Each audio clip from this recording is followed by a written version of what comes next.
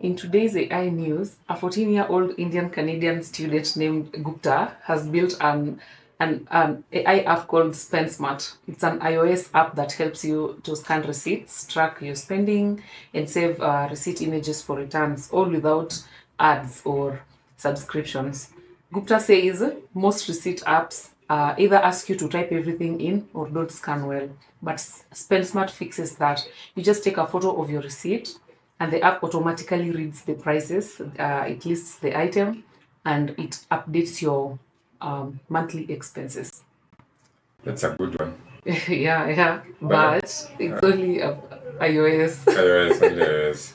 It's But only iOS. the bigger question is, why do supermarkets and all these other sellers still insist on giving us paper receipts? Physical receipts. Yeah, physical receipts. They are called ETR. ETR from ETR machines. Yeah, why don't they just send it to our emails? Not every client has an email address. At least here in this country. An email, how much does an email cost to But get not an all email? of them have. Okay, I think this is why not all Or clients PDF, have. just save it as PDF and maybe send it to What your about phone. those clients that have been set by their boss and they've been told, kuja na receipt, come with a receipt? Yes, actually the receipt will be sent directly to them via email. Okay, Or as PDF, you can just share on WhatsApp or any other platform. you think we should shift to that?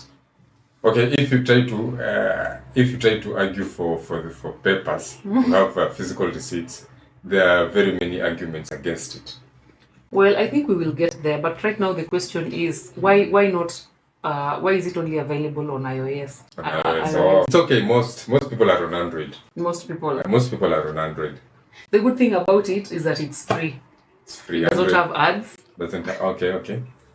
Yeah. And it has no ads. It's open source.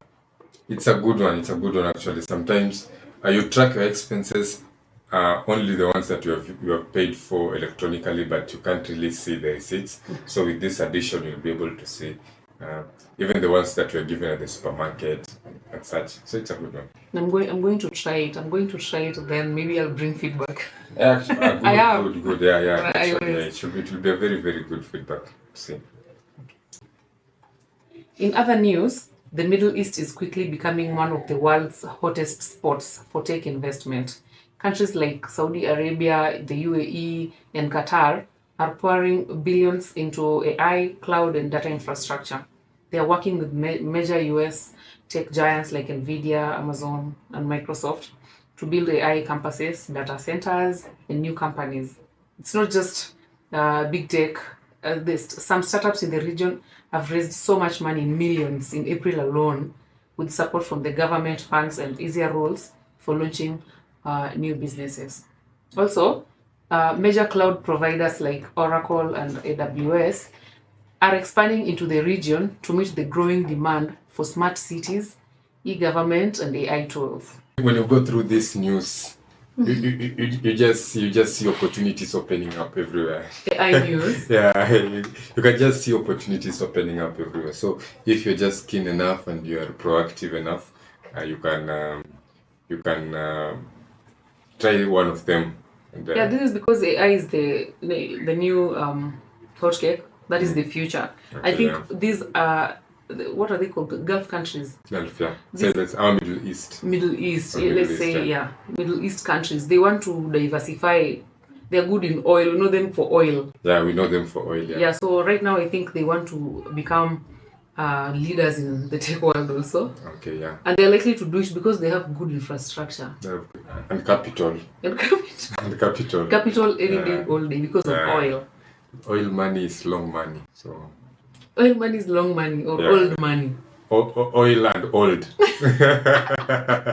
long and old. Okay, whatever that means. Elsewhere in the world, in Taiwan and China, more young people are turning into AI chatbots for emotional support and therapy. Yeah, many say it's cheaper, easier, and more private than talking to real therapists, especially in societies where mental health is still a taboo. Do those still exist? Okay. It's not really about being a taboo, the stigma around it. The stigma around. Apps like ChatGPT in Taiwan and local bots like DeepSeek in China are being used to talk through problems, reduce stress, feel heard. For some, AI provides comfort when family and friends are not available, or when opening up to real people feels impossible. But experts warn that AI can miss serious warning signs, and they cannot replace trained professionals. They worry that some people might delay getting real help, and in rare cases, the delay might be tragic. Okay, even though there is still need for the real human therapist, AI at least helps you. Instead of going for 15 sessions, at least you do 13 sessions with the AI. And it's cheaper. Yes, It's less costly. yes, and then the last 2 sessions. Now you go for a diagnosis because AI cannot diagnose. Yeah, you go there and then But what are the risks? For example, no diagnosis. You need a real diagnosis. So that the one you can risks. only get from a mental health institution, a hospital. One of the risks that you're just by yourself. This is AI. It's a machine. Chances are it doesn't have that empathy, Yeah. that human touch. You see, sometimes when you're just talking to someone, Yeah. they are looking at you, they are seeing body language, they are listening to you, they see the way you are dressed, they just see the way you are dressed. Are you thin? Are you are you plus size? They can get the overall overview of how you are. Okay, but the AI just gets what you're typing into it or what you're telling it. So it might miss something that is really, really critical. And when it misses such a thing, the impact. Well, I'd say that even here in Kenya, people personally Yes. have used ChatGPT. Okay. Yeah, on several occasions, depending with how I'm feeling and all those things. I can say we should call for a balance. Like you can use AI as support, but not as a substitute. You still need to talk to people. You still need to talk to therapists. Yeah. Yeah. Anthropic, the AI startup backed by Amazon, has just launched its most powerful models yet, Claude Opus 4 and Claude Sonnet 4. These new models can handle complex tasks. They can write full code bases. They can search the web. They can even work up to 7 hours straight, like a real a real employee. Okay. Yes. Anthropic says Opus 4 is now the best coding model in the world. The company shifted its focus from chatbots to advanced AI agents that can write, research, automate tasks, etc. Users are calling it a game changer, especially for writing and programming. Yeah, they did well. They're shifting from chatbots and going to focus on programming and coding and Yeah, we're done with the LLMs. There's so many. and then chatbots. But you see, there are enough chatbots. but you see, what is it called? Claude. Claudia. Yeah, Claude is both a chatbot and an LLM. Yes. So how is this good news? Because people are starting to shift from the normal chatbots. So we are trying to go solve other problems in other industries or giving support to people are narrowing down or specializing in the specific things that they can solve in for other specific industries. So very soon we'll have one for healthcare. Maybe we'll have another model for transportation. But this should bring up a real concern, because what do you mean? It can work up to 7 hours straight like a real employee. Okay, Like, check this analogy. Check this analogy. Before machines were created, we had slaves. yeah. There were slaves. Okay. After slaves, there were animals and slaves which were doing most of the work. As soon as machines were created, slavery was abolished and we stopped using animals for energy. Then we created machines. Then after the industrial revolution, now we are creating AI. Yeah. So we are moving towards Greatness. yeah, we are But moving towards it's a bit concerning. AI is a bit concerning because they're saying this is its most powerful model. We've seen ChatGPT grow also. Okay, yeah. GPT, I don't know, 4 or Yeah. what. This one is Claude Opus 4 and Sonnet 4.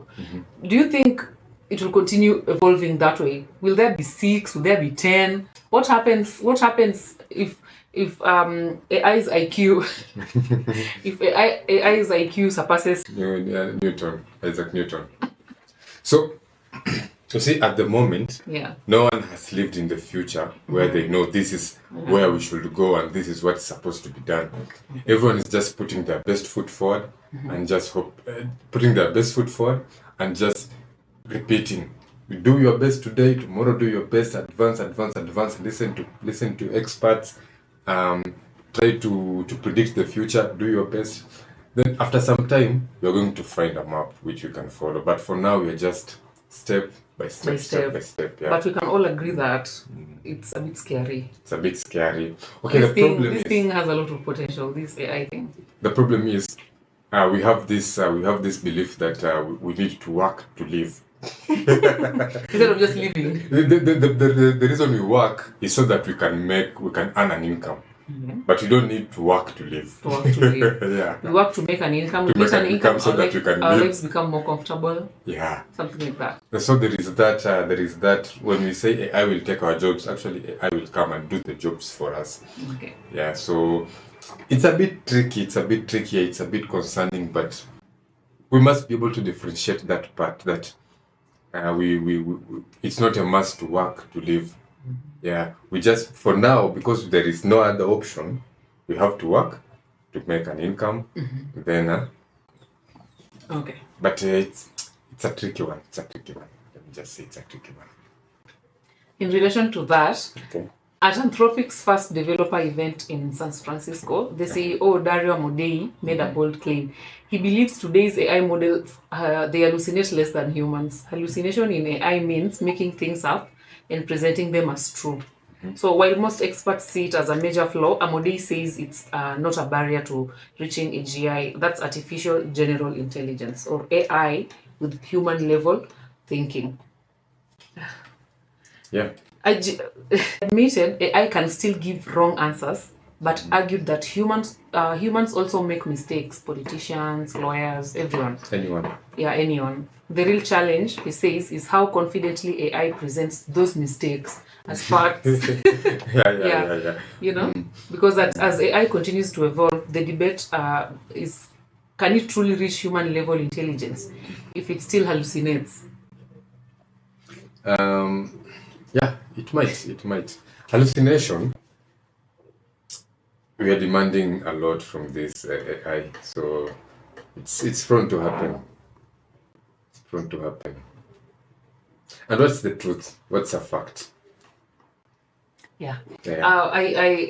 What really caught me is, like, when he says how confidently will AI present the mistakes as facts. Yeah. it has to be, they have that confidence tone.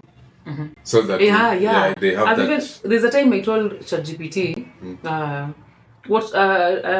spell or write this. Yes. Then it wrote it wrongly. Yes. Then I told it, you are wrong. Then it told me, my bad, or yes, I'm wrong, but this is the correct one. It was so confident when telling me that wrong thing.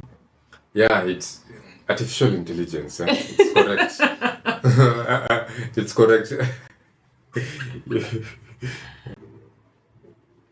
Now, this is from the art world. Can a pencil save a literature from AI?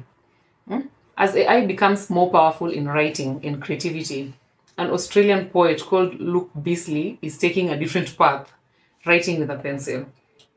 In a deeply personal essay, Beasley argues that writing by hand might become the last proof that a piece of literature is genuinely human-made. He shares how the physical act of scribbling in notebooks connects him to memory, creativity, and authenticity. For him, the rough drafts, the smudges, even the illegible handwriting are part of what makes writing real, something that AI cannot replicate.